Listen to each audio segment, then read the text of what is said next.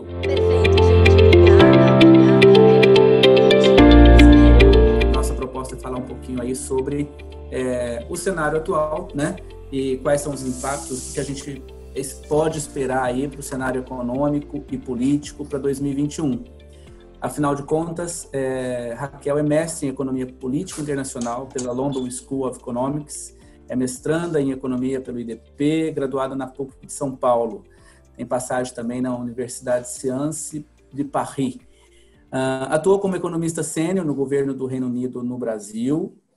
Também atuou como editora da consultoria Economist Intelligence Unit e analista de consultoria de risco Control Risks. Ela é cofundadora do portal Terraço Econômico. Se vocês ainda não conhecem, vale a pena conhecer no Instagram. É uma página bem divertida, eu já recomendo. E atualmente atua aí como economista da XP Investimentos, analisando aí macroeconomia. Que maravilha, Raquel, muito bom estar falando contigo, com esse currículo potente. A gente quer saber o que a bola de cristal sua aí nos reserva para 2021. Mas é difícil, né? Eu falo ali o currículo para as pessoas, né? Ah, não, tá bom, então vamos ver se a sua bola de cristal ela é um pouquinho mais credibilidade, mas é sempre muito difícil. É uma brincadeira, porque os economistas, a gente sempre, né, gosta de fazer perguntas escabrosas para economistas. Exato. Quanto que vai estar o dólar, né? Pior Exato, é quando que vai ter vacina, daí eu falo, putz, agora a gente tem que fazer epidemiologia. Nessas horas que a gente vê que a astrologia às vezes deixa o economista. Exato. Mas obrigado aí pela sua presença conosco. A Alphaways Investments, ela está presente tanto em São Luís do Maranhão, onde já tem uma história muito interessante, muito vencedora. Nós participamos do S20, tá? Que é uma métrica que a XP reconhece os escritórios que mais cresceram, né, no último ano, e a Alphaways acaba de abrir as portas também aqui no Recife. E a gente tem um prazer imenso de estar recebendo também clientes do Recife aqui. O nosso escritório já está aberto aqui na Ilha do Leite, no empresarial Charles Darwin. Estão todos convidados a vir, tanto os clientes do Recife, quanto os clientes de São Luís, quando estiver por aqui. E você, Raquel, quando der uma passadinha no Recife, venha nos visitar. Olha, eu tô doida para essa pandemia acabar, para eu ir para todos os lugares, cobrar todo mundo que me convidou para esses lugares gostosos de ir. São Paulo eu passo, mas, né, Nordeste eu tô aceitando. Maravilha. Muito bem. Está contigo. Conte para nós aí. Perfeito. Valeu. Perfeito, gente. Obrigada pelo convite. Espero, enfim, trazer aqui um panorama, né, do que a gente está vendo por aqui no time de economia. Bom, eu sou economista aqui, eu sou analista de macroeconomia aqui na equipe de economia da XP Investimentos. Eu olho mais de perto a parte fiscal, mas, enfim, a gente está todo mundo olhando, a nossa equipe é bem enxuta, então estamos todo mundo olhando tudo, né, para poder passar essa visão mais ampla para todos vocês. Eu estou tentando compartilhar, mas eu não consigo. Acho que tá... Fernando, talvez precise de alguma coisinha aí para... Pode tentar agora já, por favor. Ai, peraí. Gente, primeiro... favor, Raquel, vamos ver se a gente consegue. Agora foi. Primeira coisa, eu já peço desculpas que eu vou, olhar para o lado. Legal. Assim, porque eu tô com 3 telas e eu nunca... E aí a pessoa aparece aqui, a apresentação tá aqui, então eu fico olhando para vários lados ao mesmo tempo. Vocês estão vendo a apresentação como? Porque ela está aparecendo em cada tela de um jeito aqui. Vocês estão vendo em modo apresentação ou vocês estão vendo em modo... A gente não está em modo apresentação. Está como se fosse o PowerPoint aberto. Ah, tá. Então, espera só um pouquinho. Deixa eu... Se você quiser colocar o F5 aí... Espera. É que não, então. Ele já está em modo apresentação. É que ele está em outra tela. Espera aí. Ahá! Agora acho que foi. Ixi, agora parou. Desconectou, vocês não estão vendo nada, né? Não, por enquanto não. Agora está entrando. Maravilha, perfeito. Agora eu estou vendo em todas as minhas telas. Bom, então começando aqui, gente, a apresentação ela é relativamente longa, né? Em termos, enfim, tem 30 slides. Então fiquem à vontade de me interromper se vocês tiverem alguma pergunta. A gente está num fórum pequeno aqui, né? Eu vi que tem mais ou menos 30 pessoas, então acho que é tranquilo se vocês tiverem alguma pergunta. Bom, começando aqui então, essas são as nossas principais projeções, né?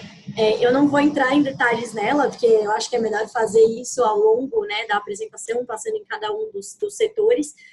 Mas essas são as nossas projeções, elas ficam todas lá disponíveis na nossa plataforma de conteúdos, né? Então, se vocês quiserem, é só olhar lá. A gente tem também uma apresentação de PowerPoint mensal que a gente atualiza, então tem tudo isso lá na nossa plataforma. Então, essas já são as nossas projeções, as mais novas, super atualizadas aqui, dos principais indicadores macroeconômicos.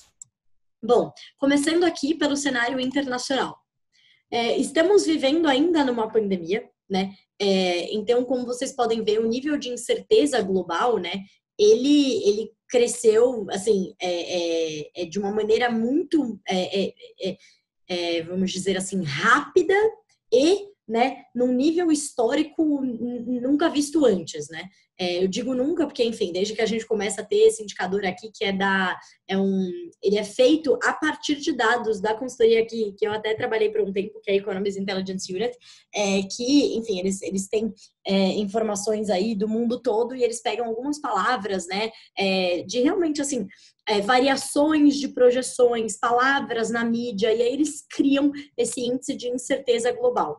E aí, como vocês podem ver, o índice de incerteza com certeza deu um pico aqui, né, no começo da pandemia, e ele passou a cair um pouco conforme a gente, né, eu acho que foi ficando mais claro que os governos iam responder, as pessoas começaram a entender um pouco mais da doença, começou-se a se ter, enfim, as coisas foram evoluindo, mas a gente ainda não saiu, né, dessa pandemia. Essa pandemia ainda é realidade e a gente se encontra ainda com um nível elevado de incerteza global, né? E quando a gente vê aqui, a gente vê o que realmente eu estava comentando, né, que seria o fim das eleições nos Estados Unidos. Eles trouxeram também, eles já arrefeceram um pouco, né, parte daquela incerteza que a gente estava vendo nos mercados. Quando a gente olha para a atividade econômica global, a gente vê que o PMI ele é um indicador de difusão, né? Ele não é um indicador quantitativo no sentido de que se você produziu mais ou menos, né, no mês anterior, quanto a 10% mais, 10% menos, ele é um índice de difusão que é basicamente baseado em perguntas: olha, como está a situação da sua empresa hoje? Está pior ou está melhor? Né? E aí, a partir dessa resposta, cria-se um índice em que acima de 50 indica expansão e abaixo de 50 indica contração, né? E aí tem o PMI de serviços, de indústria e o composto, que ele, né, olha para as duas coisas. Como a gente pode ver, o setor de serviços certamente é o setor no mundo inteiro que mais sofreu. Então, não é uma questão só do Brasil, não é uma questão só dos Estados Unidos, só da zona do euro. O setor de serviços, pela própria natureza dessa pandemia, né, que é na verdade, a própria natureza dessa crise, que é uma pandemia e que fez com que os governos identificassem que a melhor maneira, né, a maneira menos pior de sair dessa crise, né, de basicamente combater os efeitos econômicos da pandemia era o isolamento social, né? Então, os efeitos tanto econômicos quanto os próprios efeitos no sistema de saúde, né? Então, qual que era o medo dos governos e que fizeram eles tomarem essa decisão de medidas de isolamento? Um colapso no sistema de saúde, né? Se você, logo desde o começo dessa doença, já se sabia que era uma doença que tinha um ciclo longo, né? Já ficou se sabendo rápido que era uma doença que tinha um ciclo longo, que ocupava hospitais. Ninguém sabia muita coisa sobre a doença, mas havia um medo muito grande de você ter hospitais na capacidade máxima e que aquilo criasse um colapso, né, no sistema de saúde dos países, não só de Covid, mas também de outros casos, né, de outras doenças, de pessoas que deixariam de ter aquele atendimento médico. E aí, as medidas de isolamento, obviamente, também para tentar conter o contágio, porque foi também identificado que o grande problema do coronavírus não era nem necessariamente a letalidade, e sim o contágio muito fácil, contágio muito rápido, que levaria eventualmente aí a letalidade de, né, grande parte da população risco, né, a população mais idosa e a população, enfim, com comorbidades, etc., mas que o grande problema da doença era realmente a disseminação muito, muito rápida. E aí, quando a gente olha o PMI industrial, ele aponta uma forte expansão, né? Então, olha a diferença do que aconteceu com os serviços, né? Todos caíram, né? Então, quando a gente pergunta, mas o que é uma recuperação em V? É isso aqui. Isso aqui é uma recuperação em V. Até em serviços, que foi mais difícil, é uma recuperação em V. Quando a gente olha para a Europa, olha como está destoando, né? A gente tem China e Estados Unidos para cima e olha a Europa. Por quê? Porque a Europa foi aonde a segunda onda foi mais forte, né? Então, a gente tem aqui uma queda, né, do PMI de serviços, porque a segunda onda veio mais forte e os países passaram a implementar novas medidas de isolamento. Aí a gente tem aqui o PMI industrial, né, que a gente pode ver uma diferença. Do setor de serviços, teve uma recuperação, mas ele teve uma recuperação em alguns países, não. Se a gente olha para a China, certamente passou o nível pré-pandemia. Nos Estados Unidos, ainda não. Né? Nos Estados Unidos, desculpa, já passou. Na Europa, ele chegou mais ou menos na mesma coisa e caiu de novo. Quando a gente olha para a indústria, a gente vê quem que está sendo o motorzinho dessa recuperação. Está sendo totalmente a produção industrial. Né? A produção industrial está muito, muito elevada. Né? Se a gente compara aqui só a Europa, que estava com uma produção industrial muito grande e que acabou diminuindo um pouco, mas já é bem melhor do que a situação de serviços. Por quê? Por próprias consequências da pandemia. Então, muita gente, enfim, todo mundo em casa, mas as pessoas começaram, né, no começo da pandemia, você tinha um grande medo, né, de gastar, as pessoas não sabiam o que essa pandemia ia significar, o que significaria até em termos de segurança, né, de saúde, não sabia qual ia ser a segurança do seu emprego. Então, com os pacotes, e nem a segurança do que o governo ia fazer para responder. Com os pacotes de ajuda, né, de estímulo monetário, fiscal, né, aqueles de programa de crédito, principalmente os programas parecidos com o auxílio emergencial no Brasil, eles levaram aí as pessoas a, enfim, continuarem comprando, e principalmente porque a gente teve também um movimento de substituição do consumo de bens pelo consumo de serviços. Do consumo de serviços para o consumo de bens, o que é completamente estranho, porque não é intuitivo você pensar que uma pessoa, né, vai trocar um consumo, sei lá, ela vai deixar de ir no cinema e ela vai comprar um aspirador. Isso normalmente não são bens substituíveis, né, que a gente chama em microeconomia. Você não troca um aspirador por um ingresso de cinema. Mas na pandemia passou-se a acontecer isso. Por quê? Porque as pessoas estavam em casa, elas não podiam consumir aqueles serviços que elas consumiam normalmente e elas passaram a usar parte desse dinheiro consumindo bens. E aí a gente tem aqui né, a resposta. Qual foi a resposta dos governos? Foi uma resposta muito rápida, foi uma resposta realmente muito diferente de outras crises, porque se entendeu que você não tinha um culpado para essa crise, né? Você não era como foi, por exemplo, a crise de 2008, que a gente tinha ali culpados claros, né? A gente tinha as próprias, enfim, tinha as famílias alavancadas, as empresas alavancadas, tinha o próprio regulador. Você tinha, enfim, tinha muita gente para apontar o dedo, né? Nesse momento, nessa crise, a gente não tem um culpado, né? Então, não tinha aquele problema de risco moral. Será que se eu for, né, eu como governo, será que se eu atuar, isso vai criar um risco moral e fazer com que isso aconteça novamente, etc? Não teve esse problema, né? Não é culpa de ninguém. Então, os governos foi quase que uma licença para gastar. Né, os governos, se existiu algum momento em que o livro-texto indica a utilização de políticas contracíclicas, esse momento foi agora. Né? Então, os governos aplicando muito essas políticas contracíclicas, tanto do lado fiscal quanto monetário. E esse gráfico, ele mostra muito o lado monetário. Né? Se a gente tem os juros longos de 10 anos, ou seja, não são só as taxas de juros de curto prazo, que já estavam muito baixas, as de longo prazo também acabaram baixando muito. Isso é sinal, né? Isso é reflexo de diversos pacotes fiscais e também da aversão ao risco, né? Então, todo mundo indo para títulos seguros enfim, tentando ali proteger o seu capital.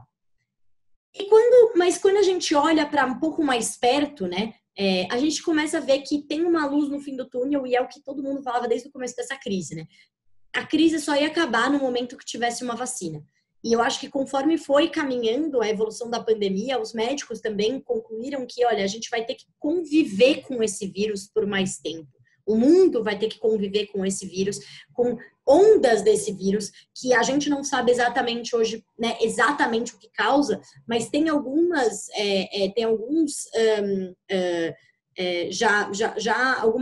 ideia, né? Então, se sabe que no inverno a chance aumenta, a contaminação aumenta, em tempos de contaminação, períodos de contaminação do vírus da gripe também aumenta. Então, a gente tem algumas correlações que já foram feitas, né, não causais ainda, mas que né, indicam algumas coisas. Então, e uma dessas coisas que indica que, assim, até ter uma vacina, a gente vai passar por ondas, né? E aí, a perspectiva para uma vacina, ela é positiva, né? A gente tem a principal vacina, olhando para países emergentes, né, e países até de baixo desenvolvimento, principalmente aí no continente africano, você tem a vacina da AstraZeneca, que é a maior esperança. Por quê? Porque ela é uma vacina mais barata, ela é uma vacina que a logística é mais fácil. Então, por exemplo, a vacina da Pfizer, ela precisa ser armazenada em um recipiente a menos 70 graus Celsius, né? Já a vacina da AstraZeneca, ela pode ser armazenada em uma geladeira comum, que é o que acontece com outras vacinas, que são armazenadas em geladeiras comuns, né? Então, e é muito mais barato. Pra vocês terem uma ideia, a vacina da AstraZeneca custa por volta de 5 libras a dose, já a vacina da Pfizer custa por volta de entre 70 e 100 libras, porque a da Moderna também é mais cara, eu confundo o preço das duas. Mas, de qualquer maneira, a diferença é muito grande, né? Principalmente se a gente olha aqui em reais. Então, a dificuldade de países emergentes também de comprarem essa vacina é maior, né? Então, a vacina da AstraZeneca, ela traz uma maior expectativa para os países mais pobres, mas a gente tem diversas outras vacinas já em etapa avançada. Então, a nossa, como eu comentei no começo, né, não somos epidemiologistas, mas por tudo que a gente vê, tudo que a gente segue, ao que tudo indica, teremos uma vacina aí no primeiro trimestre, né, do ano que vem. A gente deve ter uma vacina não para a população inteira, né? Para a população inteira a gente deve esperar, né, uma vacina né, ao longo do ano que vem, só no final do ano que vem a gente deve ter uma vacina de fato, né, uma campanha de vacinação em massa para todas enfim, todas as faixas etárias e etc. da população. Mas pelo menos no primeiro trimestre a gente deve ver uma vacina pelo menos para a população mais vulnerável, né? Os idosos, aquelas pessoas com comorbidades, que nem está sendo feito agora no Reino Unido, né? Que já começou a campanha de vacinação.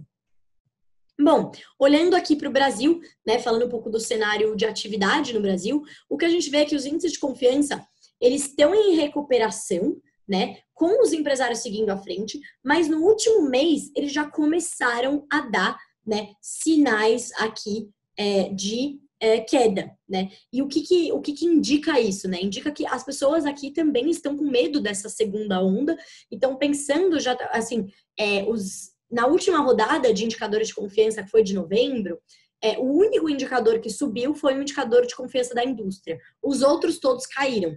Do investidor, do consumidor, do empresário de construção, né? Então, quase todos caíram, quer dizer, todos caíram, menos o da indústria, né? E o da indústria, por quê? Por aquele motivo que eu comentei, né? A gente está tendo um grande movimento de substituição, de mudanças de hábitos, né? Que está favorecendo muito a produção industrial. E aí, o que a gente vê? Que exatamente o que eu estava comentando, né? Aqui só para ilustrar que a recuperação ela é mais forte na indústria e no varejo, né, do que no setor de serviços. Então, se a gente olhar aqui a indústria de transformação, né, numa recuperação mais em V, e aqui as vendas no varejo, né? Aqui a gente tem uma certa queda, mas ela é da indústria extrativa, né? Como vocês podem ver, a indústria extrativa ela é um pouco mais sazonal, né? Até porque a indústria extrativa está indo muito bem, a demanda por commodities minerais é muito grande, então essa é uma questão bastante, assim, né, pontual, e a gente vê a indústria de transformação em uma toada de alta. E o varejo já passou o período, o patamar pré-pandemia, a gente já está, né, no auge aí, já estamos crescendo. E serviços é o que mais sofre, né? A gente tem aqui o setor de serviços sendo o que mais sofre, a gente vê que ele ainda está bem abaixo do patamar pré-pandemia, o que é de se esperar, porque muita coisa continua fechada, né? As pessoas podem achar que não, mas tem muita coisa, principalmente aí o setor, né, de hospitalidade, né, ele tá sofrendo bastante. Então, quando a gente vê aí festas, clubes, shows, eventos de todos os tipos, isso tudo ainda está fechado, né? Isso, de fato, emprega muita gente. O setor de serviços é o que mais emprega no Brasil, né? Então, quando a gente olha assim, principalmente, né, como eu falei, a questão dos bares, restaurantes, né, e outros serviços já um pouco recuperando mais rápido, né, e alguns nem caindo tanto. Por exemplo, os serviços de intermediação financeira, eles vieram como no resultado do PIB do terceiro trimestre como uma surpresa positiva, né? O que indica que, e quando a gente olha os empréstimos, né, imobiliários também subindo bastante, o crédito imobiliário. Então faz sentido, né? Pessoas usando a intermediação financeira para ter crédito, grande parte crédito imobiliário, por quê? Porque os juros estão num patamar historicamente baixo, né? Quando a gente olha para o mercado de trabalho, a gente vê que, assim, o mercado de trabalho formal, ele foi muito favorecido pelo programa do governo, que é o Programa de Manutenção de Emprego e Renda. Então, muita gente me pergunta, será que o governo devia ter feito menos? Será que, né, não gastou demais? Ao que eu sempre respondo, olha, é muito fácil falar sobre o que já aconteceu, né? Ah, não devia ter sido feito assim, deviam ter gastado menos. Muita gente usou o auxílio emergencial que não precisava. Mas não se sabia naquele momento quanto que precisaria gastar, qual que exatamente ia ser o estrago, o que ia ficar fechado, por quanto tempo ia ficar fechado, era muita incerteza. Então, na minha opinião, eu não diria que o governo gastou demais. Eu acho que o governo gastou, o que eu tento olhar é a eficiência, é o que a gente chamava no governo britânico, né, que é um conceito de value for money, né? Qual que foi a eficiência desse, quanto valeu esse dinheiro que foi gasto? Né? A gente segurou parte da potencial queda do PIB? Sim, a gente segurou muito. A gente segurou empregos formais? Seguramos. A gente impediu que estados e municípios quebrassem de uma vez? Impediu. Então, assim, as medidas, elas foram eficazes ao que elas se propuseram, né? E aí, agora, o mais importante, muito mais importante do que discutir se a gente gastou demais ou não, porque o mercado basicamente está naquele mood de café com leite, de ano café com leite, né? De fato, é um ano café com leite em que, na verdade, quem está sofrendo mais, até de percepção a um risco, são aqueles países que não fizeram nada, ou fizeram muito pouco, né? A questão agora é o que vem depois, né? Mas ainda falando um pouquinho de mercado de trabalho, o que a gente vê aqui é que, bom, o mercado de trabalho formal, então, recuperando forte, né? Segurou bastante, não caiu tanto. Quando a gente olha para o mercado de trabalho formal e informal, a gente vê que os informais foram os que mais sofreram nessa crise e o desemprego continua aumentando. Por quê? Principalmente porque a gente teve uma queda na força de trabalho. Então, o desemprego, ele é um cálculo entre as pessoas ocupadas e aquelas que estão na força de trabalho. E está na força de trabalho quem está procurando emprego, né? Aquele que não está procurando emprego há mais de 3 meses, ele não está na força de trabalho. Então, a força de trabalho caiu bastante, né? Porque teve muita gente que passou a receber o auxílio emergencial e não continuou procurando emprego, muita gente que não conseguia procurar emprego devido às condições do isolamento, né? Ou por ter algum, né, viver com algum familiar, etc., ou porque na região não tinha oportunidades, né? Ou porque não tinha, por exemplo, você acabou quebrando o esquema de muitas famílias, né? Então, mães tiveram que ficar em casa, pais tiveram que ficar em casa porque não tinham mais as escolas fechadas, enfim. Isso desestruturou bastante o esquema de muitas famílias. Então, a gente teve muita gente saindo da força de trabalho, mas a expectativa é que essas pessoas, conforme elas voltem para a força de trabalho, a taxa, por mais que suba a ocupação, a taxa de desemprego continue subindo, né? Então, por isso que a gente vai ver ainda a taxa de desemprego subindo, tá? A nossa projeção é que ela tem um pico ali em 15,2 no ano que vem, né? Então, que ainda suba aí 0,5 pontos percentuais. E aí, o que a gente vê, quais serão os principais, então, motores do crescimento para o ano que vem, né?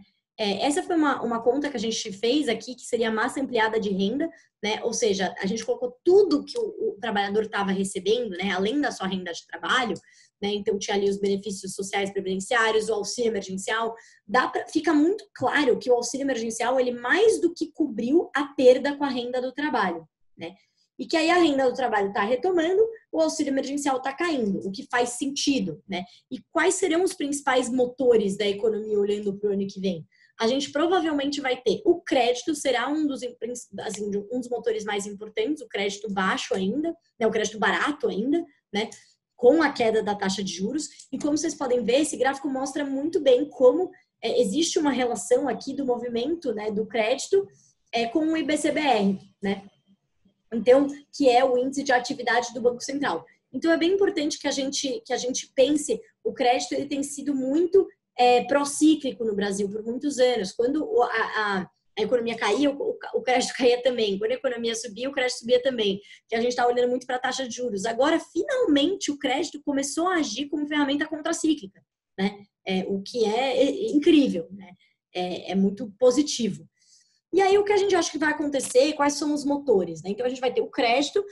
Imaginamos que com a volta dos serviços, né, com a volta gradual dos serviços, a gente vai ter uma retomada da massa de renda aqui, né, que vai acabar compensando parcialmente o auxílio emergencial.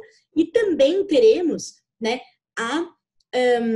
também teremos a volta dos serviços, as pessoas voltando ao mercado de trabalho, além de uma poupança circunstancial feita por parte da população, aqui principalmente aquela parte da população que não recebeu o auxílio emergencial e que estava ali, acabou gastando aquela questão que eu falei, né? Não estava mais indo no cinema, não estava mais saindo, não estava mais fazendo, enfim, diversas coisas e acabou sobrando dinheiro e guardando. Então, tem uma poupança circunstancial das famílias mais ricas que deve seguir como um dos principais drivers da recuperação no ano que vem. Mas ela certamente vai ser muito mais suave do que a gente está vendo agora. Né? A gente ainda não retomou o nível pré-pandemia, tá? Na nossa projeção, retomaremos no final do ano que vem.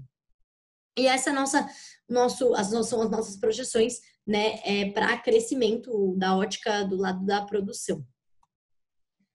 Quando a gente olha aqui como que está sendo o desempenho até agora, né, muito do que eu comentei com vocês, a indústria extrativa aqui em território positivo, intermediação financeira também, né, que bom que eu falei exatamente dois exemplos que estavam ali, né, imobiliárias, que foi o terceiro exemplo que eu dei do crédito imobiliário, e a agropecuária, né, que parece que passa incólume pelas crises, principalmente porque a gente está tendo uma volta da China muito rápida, né, a China foi um dos países mais bem-sucedidos em controlar a pandemia, eles focaram muito em as pessoas voltarem para os trabalhos, principalmente nas fábricas, tomando medidas de cautela, enfim, de controle grande, que a gente sabe que a China pode controlar a sua população da maneira que eles quiserem, né, eles são um regime ditatorial. E aí a gente teve uma demanda por commodities muito grande, tanto agrícolas quanto minerais, né? E a gente tem aí esse reflexo na indústria agro. Bom, em termos de política, em termos de o que a gente espera, né, é exatamente o que eu comentei com vocês, que a gente tem aqui uma retomada no pós-crise, que vai retomar aonde a gente estava, o nível que a gente estava antes da crise, provavelmente no meio do ano que vem, né?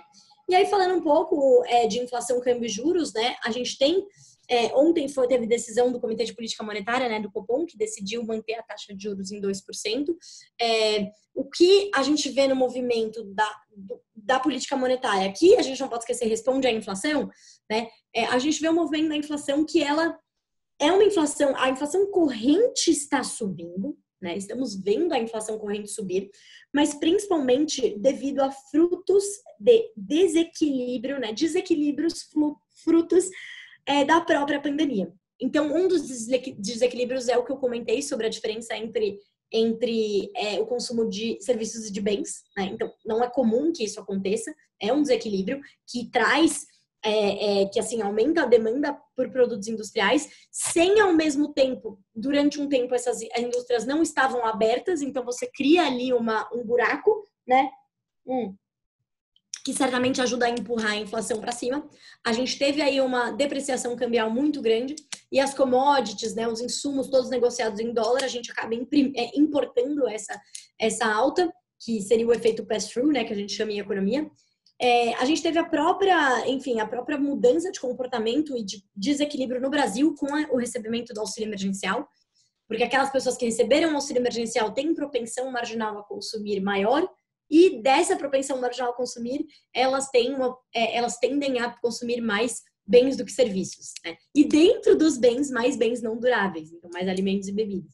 Então, tudo isso batendo na inflação, como cereja do bolo, a gente teve aí também as mudanças regulatórias, né? Agora no final do ano, a ANEEL mudou, trouxe de volta aí a política das tarifas, que só iria trazer no ano que vem, então antecipou, A gente tem, então esse foi um dos efeitos.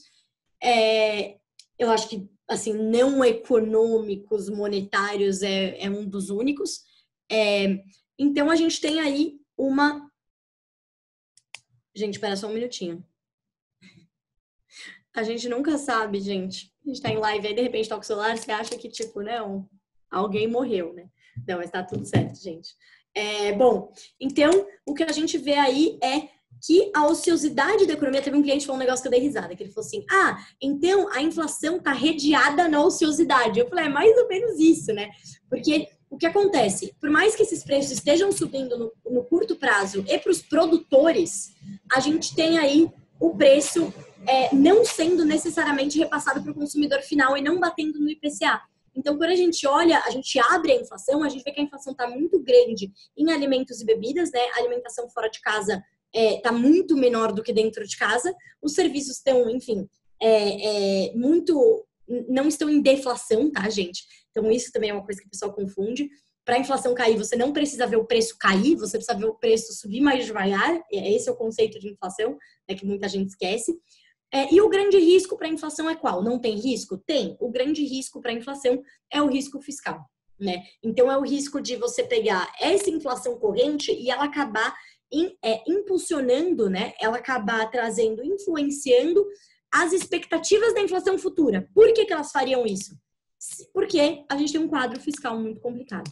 Então, se a gente vê essa tendência de aumento de preços em alimentos e de outros bens não duráveis, ela é uma tendência global. Eu vi mesmo hoje um dado dos Estados Unidos mostrando que bens não duráveis já estão em 17% de alta, né? Na Europa, os alimentos estão caríssimos. Então, não é algo que está acontecendo só no Brasil, né? E por isso, vemos esse movimento como temporário, apesar de ele ser mais longo do que a gente imaginava inicialmente, justamente pela pandemia também ser mais longo do que a gente imaginava anteriormente. Eu já comentei um pouco da inflação, né? Que, enfim, a gente tem a parte da ociosidade da economia aqui batendo, né? Influenciando. Já o câmbio, a gente vê o câmbio hoje em um nível de o câmbio sobrevalorizado ainda, principalmente quando ele atingiu por volta de 5,80, né? A gente teve aí picos muito altos, 6. O que isso refletia? Então, nesse ano, né, a gente teve um ano separado, né, em termos assim, o que explica o dólar ao longo do ano. No começo do ano, a gente tinha um movimento saudável, que era o real perdendo um pouco de valor e chegando a mais ou menos 4,60, 4,80, o que é o valor estrutural hoje do dólar, né? Por quê? Quando você coloca diferencial de crescimento, diferencial de juros, termos de troca, o quanto de dinheiro entra efetivamente pela conta comercial, né? Então, oferta e demanda mesmo da moeda estrangeira. A gente esquece que o dólar nada mais é que isso, né? E aí, a gente teve esse movimento e fomos atingidos pela pandemia. Na pandemia, foi uma aversão ao risco geral, muito dinheiro saindo de países emergentes e também do Brasil. Os países emergentes começaram a voltar em meados do ano e o Brasil começou a ficar para trás. E o Brasil começou a destoar, e destoou bastante por um bom tempo.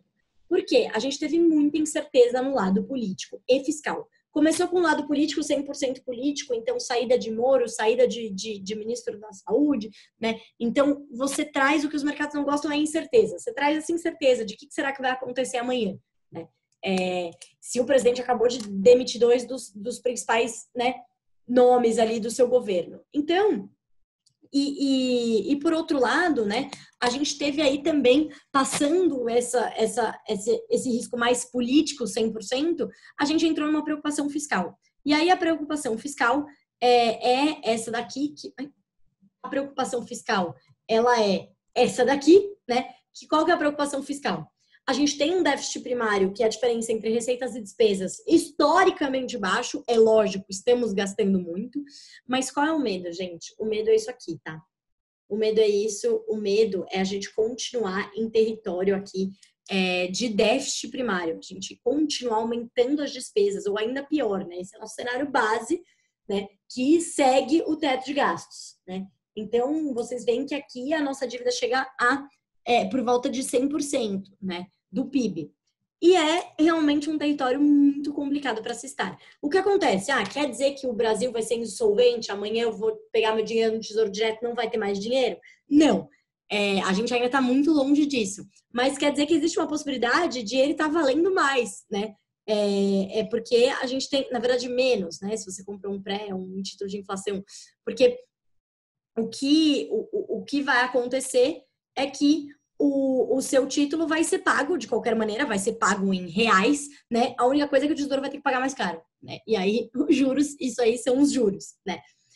Então, o que a gente vê diante disso é que com essa expectativa de câmbio arrefecendo para o ano que vem, que é algo que a gente já vem vendo, né? Então já está aqui em 5,20, o que levou a essa melhora? A gente teve a eleição, o cenário de consolidação eleitoral nos Estados Unidos, né? Depois das eleições, a aversão ao risco sempre baixa, independente de quem ganha, né? E a gente tem também a própria, assim, no cenário fiscal brasileiro nada deu errado, né? Então não é que a gente fala que não, tá tudo dando certo agora, não, é que nada deu errado, né? Mas o nada dar errado já é o suficiente para fazer com que as questões estruturais falem mais alto do que essa aversão ao risco causada 100% por, né, questões fiscais quanto ao futuro, né? E isso vai permitir sim a Selic em terreno estimulativo por um bom tempo, tá? Então agora a gente está discutindo, vai terminar o ano em 3 ou 3,5? Seja 3, seja 3,5, seja 4, que tem algumas casas tem. Isso ainda é muito baixo, isso ainda é estimulativo, tá? Por um bom tempo a gente vai ter taxas de juros reais negativas no Brasil. Então eu acho que falando aqui a palavra da moda, o novo normal, mas de fato, tá? É algo que... Essa foi a primeira vez que o Brasil conseguiu sair de uma crise, conseguiu, assim, pensar na política monetária para sair de uma crise que nem manda o livro-texto, né? A atividade está fraca, baixa os juros, não sobe os juros, né? Então, acho que tudo isso é bastante relevante nesse cenário. Então, por fim, como combinar, né, tudo isso aí no panorama político, né?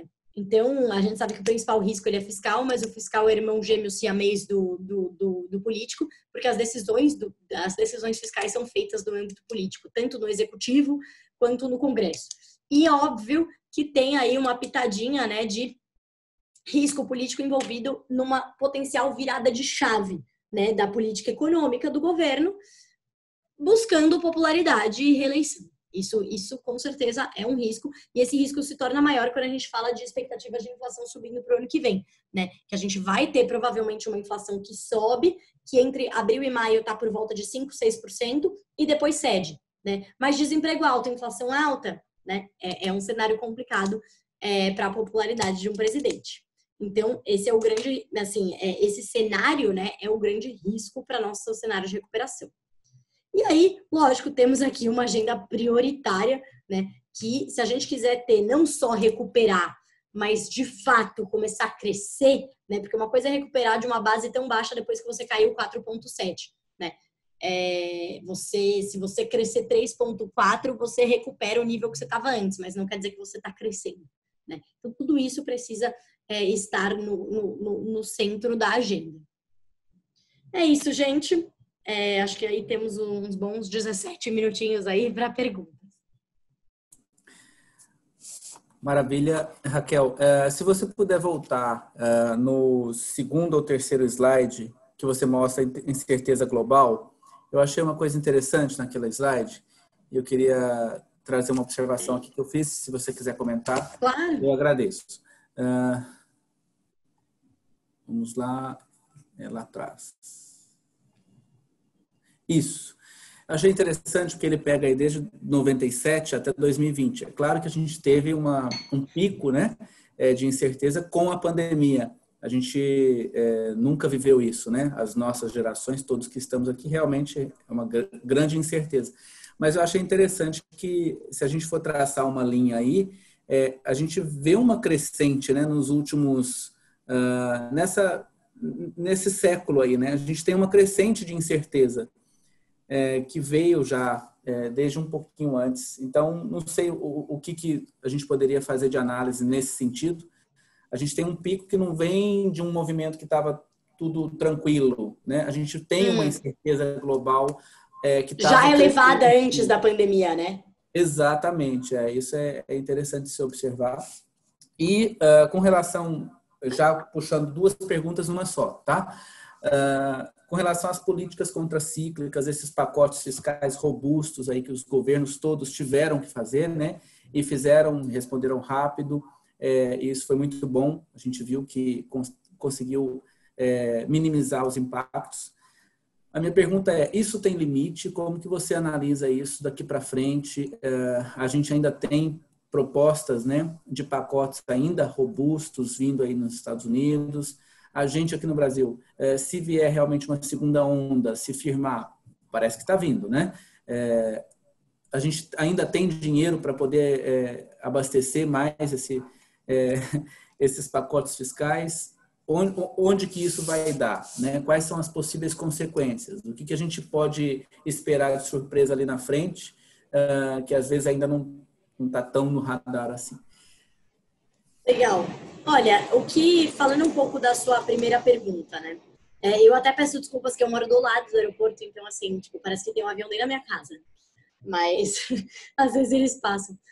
O que é bom, né? Um sinal bom, atividade retomando, tá? Por um bom tempo durante essa pandemia, eu não ouvia aviões. E eu mudei recentemente, eu morava no mesmo bairro, mas eu me mudei de rua.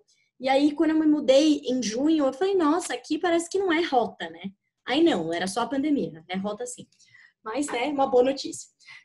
Bom, a sua primeira pergunta do índice de incerteza é super interessante, porque, de fato, a incerteza já vinha elevada, né? Tinha aqui, enfim, arrefecido um pouco, mas ela já vinha numa tendência de alta, né? Você pode ver que a tendência de alta vinha desde mais ou menos 2016, né? Outubro de 2016. Então, o que a gente teve em outubro de 2016?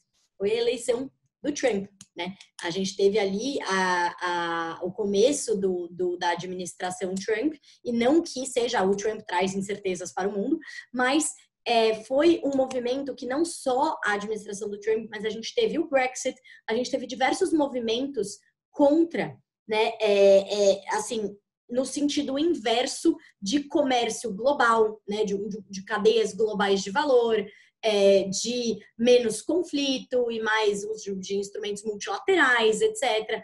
E assim, e políticas muito tempestivas, né? Então, de não se saber o que vai acontecer amanhã. Como eu sempre falo, a incerteza, ela é muito puxada pelo... exatamente isso, é você não saber o que vai acontecer amanhã. Então, por exemplo, a própria eleição do Biden esse ano, ela tem muitos pontos positivos, né? E um dos principais deles é o fato de ele ser um político mais previsível, né? E nesse momento de pandemia, o previsível é o que todo mundo quer, né? Então, assim, esse índice também, ele tá muito, assim, fazendo um meia-culpa, ele tá muito relacionado com o comércio global, tá? Bastante. Então, o que acontece? Ele tá mais relacionado com o comércio da economia real mesmo, do que com mercados, né? Então, quando a gente olha, a gente sabe que o índice, eu tentei fazer uma correlação dos dois, um dia eu fiquei horas tentando, mas nada funcionava, porque eram índices muito diferentes. Mas mostrando uma correlação disso com o comércio global. O comércio global tem uma correlação clara com o PIB global, né? Claro, quando o comércio está alto, o PIB global sobe, né? E é lógico que quando o comércio global diminui, você tem winners e losers, né? Você tem gente que sai ganhando, mas no todo, no net, todo mundo sai perdendo, né? Essas políticas, tanto do Brexit, quanto as políticas implementadas pelo Trump, quanto políticas implementadas até em países, assim como reflexo em alguns países europeus, né, foram políticas que foram mais protecionistas e menos previsíveis. E isso eleva a incerteza, certamente, né? Então, a gente já vinha em um movimento, né, se falava muito de guerra comercial, China e Estados Unidos, vai ter acordo, não vai ter acordo, botou tarifa, tirou tarifa, fez um acordo, vai cumprir o acordo, né? Eu lembro que quando eu comecei, eu trabalho no mercado financeiro só há um ano, né? Quando eu entrei no mercado, eu trabalhava com política pública no governo, né? Quando eu entrei no mercado, tudo que se falava era o acordo comercial. Hoje o mercado subiu porque o acordo comercial não sei o quê. Hoje o mercado caiu porque o acordo comercial não sei o quê, né? Você tinha, era muito, né, entre as duas potências, né? Então, vinha daí essa elevação da incerteza, com certeza. Bom, e aí na sua outra pergunta, tem espaço? Aí isso vai para a última parte da apresentação, né? Bom, espaço já não tinha, né? Esse daqui é o resultado, né? É o resultado primário, que é o resultado entre a diferença entre despesas e receitas. Ela já vinha negativa, né? Eu gosto, esse gráfico aqui é bom para mostrar isso. Ela já vinha, a gente vinha aqui, olha só, vínhamos de um período de muita responsabilidade fiscal, bacana, superávit, boom de commodities enormes, superávit. Aí que aconteceu? Déficit. E essa aqui, que aconteceu? Acabou o boom das commodities. E o que aconteceu aqui? Aqui teve uma virada de chave pesada, 2010, do que o governo, né? Uma criação de muitas despesas obrigatórias. E quando foi? E qual que é o medo? Por isso que eu tô trazendo, né, essa questão um pouco histórica. O medo é que aconteça essa mesma virada de chave agora. Porque a virada de chave naquele momento veio depois da crise. Então, o governo implementou políticas contracíclicas que foram super corretas, deveriam sim ser implementadas, né? Elas foram implementadas corretamente, mas aí o que aconteceu? Elas foram, a crise foi embora e as políticas ficaram, né? E aí foi uma política de incentivo à demanda, política de campeões nacionais, Desculpa, você quer falar alguma coisa? Pode falar. Quando você fala que fizeram a política correta, você está se referindo a 2008, 2009, né? Quando a gente teve a crise do subprime e aí o governo tomou políticas contracíclicas. Estava certo naquela hora. O Perfeito, errado é depois exatamente. continuar com essas políticas na hora que o correto seria retrair. Exato. Porque pontuar aqui na linha do tempo. Mas não, beleza. Exatamente. Não, perfeito, é isso mesmo. Porque foram. E aí o que acontece? O governo, aí ele mudou de chavinha, virou, não, vamos mudar a política econômica, agora é de gasto, ao invés de reverter. A matriz econômica, tira o tripé e tal. Exatamente. Então, e aí o que aconteceu? Reverteu totalmente. Tá. Aí a gente começou a melhorar, né? Pô, já estávamos melhorando. Em 2019, a gente, inclusive, baixou, a dívida caiu, o nível de dívida PIB caiu, porque os juros caíram muito e os juros só puderam cair porque foram ganhos institucionais. A gente aprovou o teto de gastos, aprovou a reforma da Previdência, aprovou a mudança da taxa de juros do BNDES. Tudo isso permitiu que a inflação ficasse sob controle e o Banco Central começasse a descer os juros, né? A nossa dívida ficou mais barata, foi melhorando a nossa situação fiscal. Aí teve essa maluquice de pandemia. E aí qual é o problema? O problema é o pós-pandemia. Então por isso que eu falei assim, olha, tem espaço? Não, nunca teve espaço. Não tava, sobrando não tava, né? A gente já tava bem mal. E aí o que acontece? A gente vai subir mais ou menos 20 pontos percentuais na nossa dívida. Na verdade vai ser 15, porque teve uma mudança no PIB nominal, que o IBGE ajudou aí, né? Uma mudança metodológica que vai fazer a nossa dívida, provavelmente a gente termina o ano em 90% do PIB, né? De dívida PIB, ao invés de 94%. Mas assim, 15 pontos percentuais que a gente aumentou a nossa dívida. É muita coisa, né? É muita coisa. Mas aí, o que acontece? Se a gente tiver uma segunda onda muito clara, a segunda onda, você falou, já tá aí, já tá aqui. Só que, o que seria uma segunda onda muito clara? É uma segunda onda com a cara da primeira, né? Lotação em hospitais, governos, como é que funciona, né? Você tem, como eu comentei no começo, qual é o grande risco? O grande risco é o colapso do sistema de saúde. Se o sistema de saúde não estiver próximo do colapso, para o governo, para os governos regionais, que são quem estão tomando as decisões sobre fechar e abrir no mundo todo, não faz sentido em termos de política pública você fechar, porque você vai acaba sendo um tiro no pé, né? A economia sofre muito, as pessoas sofrem, as pessoas ficam sem emprego, enfim.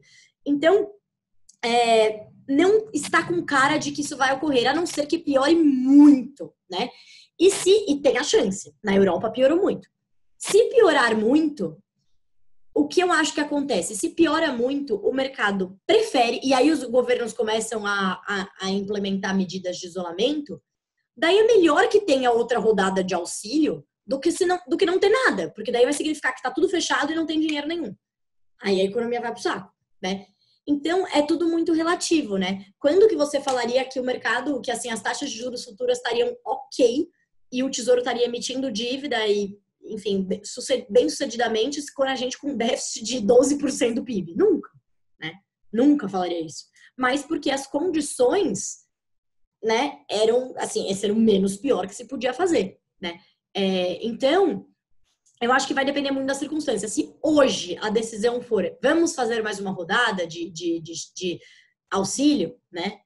Não vai ser bem visto. Porque hoje você vê tudo aberto na rua. Aí você fala, qual é a lógica? Por que tem mais auxílio se essa pessoa podia estar trabalhando? Tá tudo aberto, né? Então, eu acho que precisaria ter indícios muito claros de que a situação pandêmica, né? Na verdade, que a situação epidêmica, porque aí no Brasil, piorou muito. Ok, legal. A gente tem a participação aqui por chat. Ivan Roberto nos pergunta, manda uma pergunta para você, tá? Muitos falam do impacto positivo de uma possível vitória do Biden, mas eu ainda acredito na vitória do Trump via judicialização do processo. Em o Trump ganhando, qual seria o impacto para o mundo? E a segunda pergunta relacionada, o Trump falou muito em enviar a conta da pandemia para a China. Em isso ocorrendo, o que poderíamos esperar no impacto global? Então, eu acho que a vitória do Trump ainda, assim, é claro, né, nada é impossível, mas ela tá praticamente impossível hoje, né?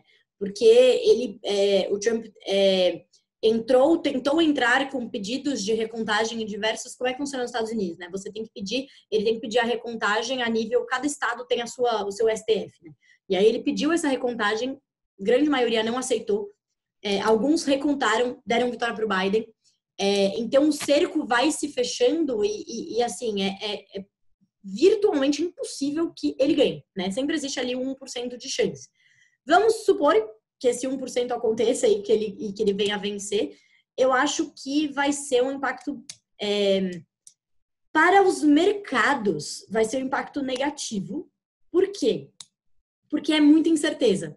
Porque tá todo mundo já se acertando com o Trump, com o Biden. Ah, não, o mundo vai estar assim, vai ter um pacote fiscal, o desemprego tá complicado nos Estados Unidos, a gente tá vendo uma segunda onda, então vai ser bom, a Janet Yellen vai estar no banco, no Fed, já tá todo mundo, assim, se acertando com esse cenário, né? Se você vir, não, peraí, na verdade não é o Biden, tipo, derruba tudo, agora é o Trump de novo, isso é muita incerteza, né? Então, acho que o impacto imediato seria negativo. No longo prazo, eu acho que voltaria ao status quo de antes, né? Eu acho que em termos de impacto, assim, para a economia global, seria potencialmente, assim, seria de neutro para negativo. O negativo só pelo lado fiscal, tá? Porque o Trump não concorda e não quer novos pacotes fiscais, mas porque o Partido Republicano tem, obviamente, mais força com o Trump no poder, e o Partido Republicano tem bastante gente no Partido Republicano que é contra um pacote fiscal muito grande,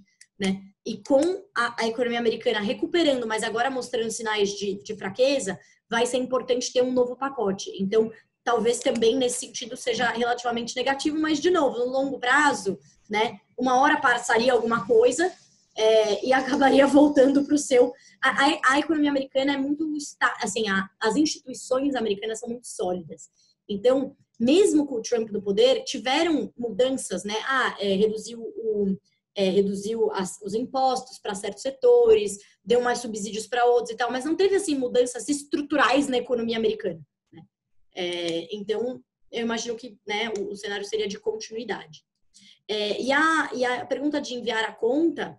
Eu não imagino como isso poderia ser feito, né? Eu realmente não consigo ver uma maneira concreta disso se materializar. A China nunca pagaria absolutamente nada para nenhum país, né? Em termos de, não, ok, eu me responsabilizo pela pandemia e, tipo, toma dinheiro, né? Assim, realmente não consigo imaginar. Só num cenário de guerra, né? E que, enfim, países obrigassem. Mas também não imagino outros países entrando num cenário de guerra com a China, entendeu? Militar mesmo. Então, acho bem improvável. Gente, eu peço desculpas, mas eu tenho uma outra live que eu tenho que entrar às 7 horas, então não sei se tem mais alguma pergunta final aqui. No chat não temos, a gente tem 1 minuto. Eu tenho só uma. Boa noite.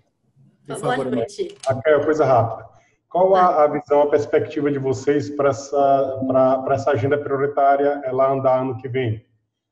Eu sei que vai passar pela questão do presidente da Câmara, presidente do Senado, em termos políticos, porque, assim, a Bolsa voou depois da reforma da Previdência, né? E a gente vê que esses são os novos gargalos. Então, a gente quer ver a Bolsa voando, a gente quer ver o Brasil melhorando e a gente está vendo que esse é o grande entrave. Qual a perspectiva de vocês no sentido de saber mais ou menos para onde vai andar isso daí? Perfeito. Olha, a gente tem, assim, eu acho que a gente está num cenário mais neutro, né? A gente fez agora uma série de eventos que em um dos painéis a gente conversou com o líder do governo na Câmara, né? O Ricardo Barros. E o que a gente vê é que tem muitos parlamentares que eles estão, assim, comprados na ideia de reformas, não porque eles mudaram de crenças, né? Mas mais porque eles viram que isso também traz um ganho político, né? Que as pessoas estão valorizando esse tipo de coisa. E tem algumas reformas que elas são... A reforma tributária, ela é muito grupos de interesse, né? Tem muitos grupos de interesse contra, mas a população como um todo, você fala simplificação, todo mundo adora. Então, você tem também, apesar de ser um benefício difuso, você tem esse apelo, né? E eu acho que, assim, algumas reformas têm uma perspectiva positiva. Eu acho que o governo vai ter uma janela de oportunidade muito importante no início do ano que vem, né? Que vai ser quando... porque a partir da segunda metade do ano que vem, a gente está entrando quase em período eleitoral e as coisas começam a ficar muito mais difíceis. Então, eu acho que tem uma janela de oportunidade importante. Eu acho que tem chance de reformas passarem, não assim, todas as privatizações, não, mas uma privatização, outra privatização, ou uma reforma tributária. Vai ser aquela a mais abrangente possível, todos os impostos? Provavelmente não, mas que passe uma só com os impostos federais já é alguma coisa, é um belo avanço. Né? Então, acho que a gente tem uma janela de oportunidade importante para esse começo do ano para aprovar, mesmo que seja, né, esse step by step. E eu acredito que sim, a gente vai ver sim algum avanço nisso. Maravilha. Isso depende um pouquinho aí também de quem vai ser o presidente, né? E aí a gente está nesse... Exato. Agora. Exato. Maravilha. Vamos assistir aí as cenas dos próximos capítulos. Exatamente. Então, obrigado, então, Raquel. Eu sei que você tem outra live. Muito obrigado pela sua presença aqui. Muito nos enriqueceu. E se os clientes tiverem alguma outra pergunta, a gente manda para você por Zap depois e responde para o cliente. Combinado. Tá bom? Combinado, gente. Muito obrigada e obrigada pelo convite. Muito obrigado, Raquel. Também. Obrigado a todos. Clientes, eu vou pedir, por favor, que acessem o QR Code que eu estou compartilhando agora neste momento, para que vocês possam avaliar, dar uma notinha lá para a gente do nosso evento, que isso é muito importante para nós, viu? E acompanhem a gente também nas redes sociais. A gente tem páginas no LinkedIn, no Facebook, no Instagram. Então, sigam a gente por lá para saber das nossas programações. Nazareno, por favor. Maravilha, Charles. Muito obrigado. Alguns nomes aqui conhecidos de São Luís, Eimar, Armando.